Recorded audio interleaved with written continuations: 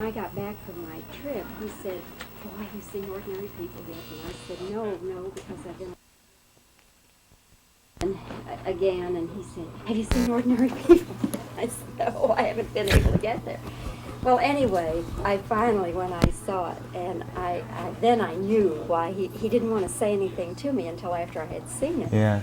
And so then I saw him, and I said, "Well, Philip, I saw Ordinary People." Well, he loves it as much as I do. Oh, nice. I would say at this point, we have not seen Raging Bull yet. Right. Wait.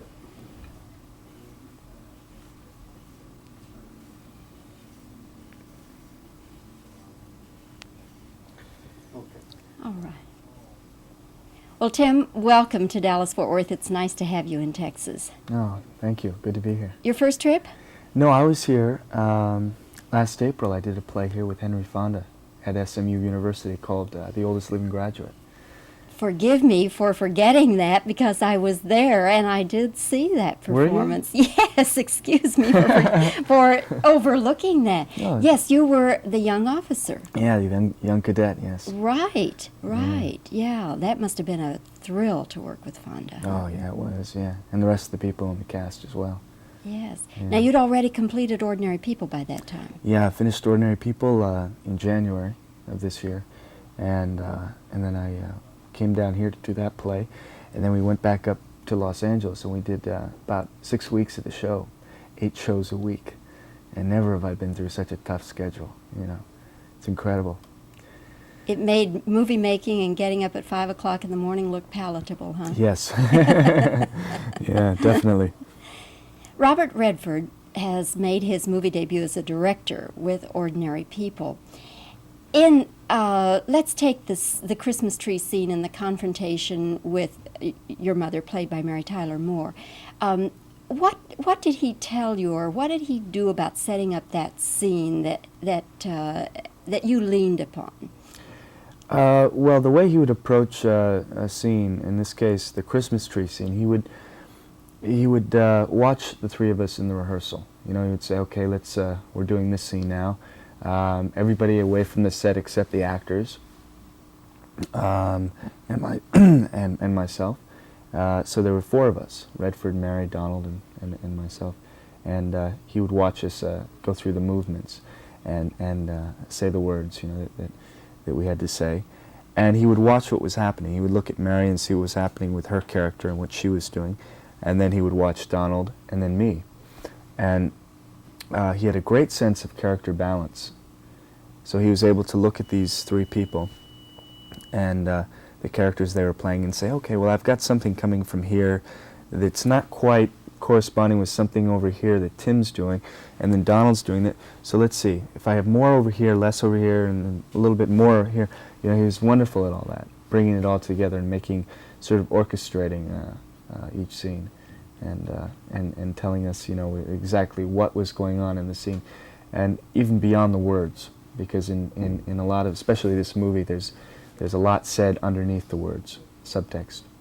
Now, of course, that scene, in contrast with, let's say, the scene where you have to call the girl and ask her for a date, there's such a contrast of emotion there. Did you just pretty much work that out yourself, Tim, or did he help you in that contrast? Well, I think a little of both, actually. You know, I think ideal working situation with any director is when you're both able to, if there's an open channel of communication. And there was that with Redford. He encouraged that, you know, suggestions, and was open to ideas. In that particular scene with the girl, I might have brought something to rehearsal, an idea or something, and he might have said, "Oh, that's good, that's funny, yeah, let's go with that." And then maybe he would say, "Now at the end, why don't you try doing this?" You know, so he would tell me, and then I would try it, and you know, that's one of my favorite scenes, because it's a light moment in a film that is on the whole pretty heavy. You know, not heavy in the sense of a downer, but it's a very intense film. I'm not home. To me, Tim, that film As a matter of fact, I said this on the air, that it's a PhD in the study of guilt. And I really do think it says more about guilt and the evils of it and how to cope with it and how to prevent it than anything I've ever seen portrayed. I wonder, for you, was there any personal identification with the guilt aspects of the character? No, there wasn't. Not with the guilt. The only thing that I had any sort of personal identification with was a sense of loss. You know, my father died about four months before I started Ordinary People, and I could understand the meaning of loss, you know, and what all that was about. But the rest of the character, you know, Conrad had such complex problems, ones that I never had to deal with. He had parents that found it tough to communicate with him, and my parents were always, you know, very warm and honest and open, you know, with their feelings. So there were a few things that I had to understand about Conrad. So there's a lot of work, a lot of research involved. Your father died of lung cancer, and I wonder how you equate the way he handled it as opposed to the way Steve McQueen handled his illness. I don't know. I didn't look into how Steve McQueen handled his, and I I don't know. I couldn't compare the two. What's sad about the two is that they died of a terrible disease that kills a lot of people, and you know, that makes me very sad. But I've never thought about comparing the two. I just think it's awful that they both and other people as well have had to suffer from that disease. Had your father wanted to go the route that Steve went, going to Mexico and all, do you think you would have been for that, or would you have tried to channel him into another area of treatment? Well, we tried everything we could. You know, we had specialists and tried every kind of therapy possible. You know, and didn't work. Tim, people are talking, making Academy Award noises for you. Now, that has to be very thrilling to any actor, particularly a young actor. But when people say that, like me, when people say, gee, it looks like an Academy Award nomination in the offing, what's your reaction? I don't know. It's it would be very nice if the movie was nominated, if people in the movie were nominated, and Redford, and it'd just be very kind of a neat honor, you know, to have that happen. My reaction is it's a little early for me, you know. A few people have mentioned, you know, the possibility of it, and I just sort of have to wait. I can't, you know, it's a little too early. At this point, would you care to guess who else might be nominated? Again, there's so many good movies still coming out that I wouldn't want to venture to guess. What are some of your personal favorites this year, besides Ordinary People? This year, Elephant Man I liked a lot. Let's see, Raging Bull I liked a lot. And I can't wait to see Tribute with Jack Lemmon. Yeah. Elephant Man probably is my favorite. And you see a nomination for Hurt? For Hurt and maybe even Hopkins. He was great in it. I agree. Yeah. I agree. That film just had a real neat feeling about it. You know, some period pieces, you don't really have the sense that you're there, but watching that movie, you know, you really, it's a neat, really wonderful. Tim, I know because we have been asked not to talk with you about Mary Tyler Moore, and I respect that, and I certainly, you know, would not push anything. But I just do want to ask you this one thing. Have you talked with her? And I think her fans would be very eager to know how she's doing. Well, yeah, I did talk to her, and she's okay. I mean, as okay as anyone could possibly be with something like that. It was awful what happened, and I'm very sad for her. But she's coming she's okay, I think. So many people would use work as therapy in this kind of situation. Is she working, or does she have plans to come back to work soon? I don't know. Yeah.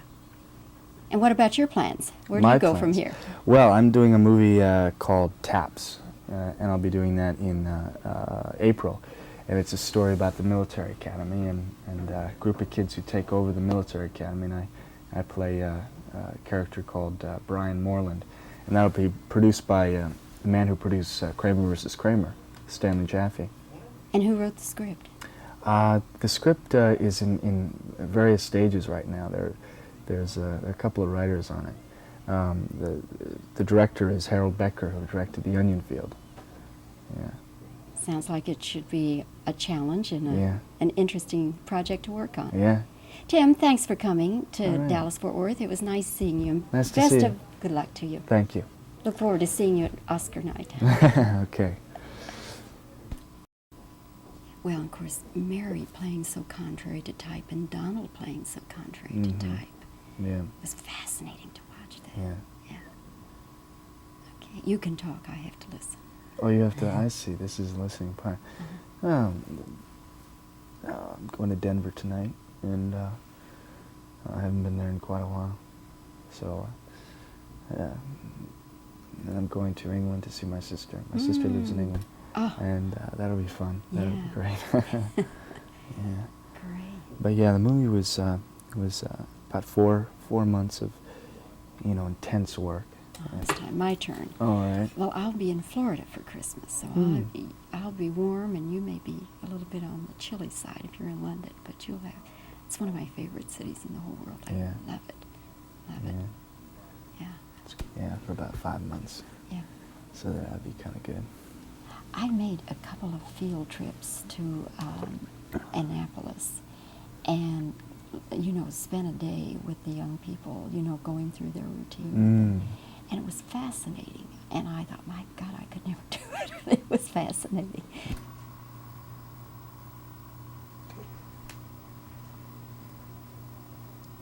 How would Robert Redford go about directing a scene?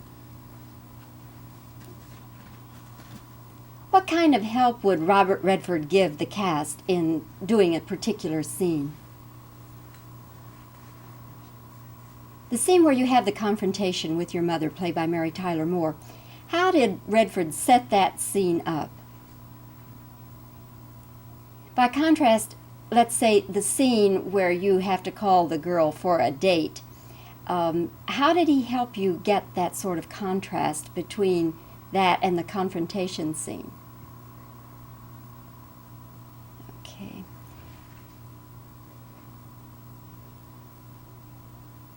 Did you have any personal experiences ever with guilt that helped you in getting this portrayal of Conrad? What kind of personal experiences have you ever had with guilt? Your father died from lung cancer. Do you have any thoughts about how Steve McQueen handled his illness and the way that he sought treatment? Let's see. Had your father wanted to follow the same... Better start that again. Oh, okay. If your father had wanted to follow the same kind of treatment Steve McQueen did and had wanted to go to Mexico, would you have been for that?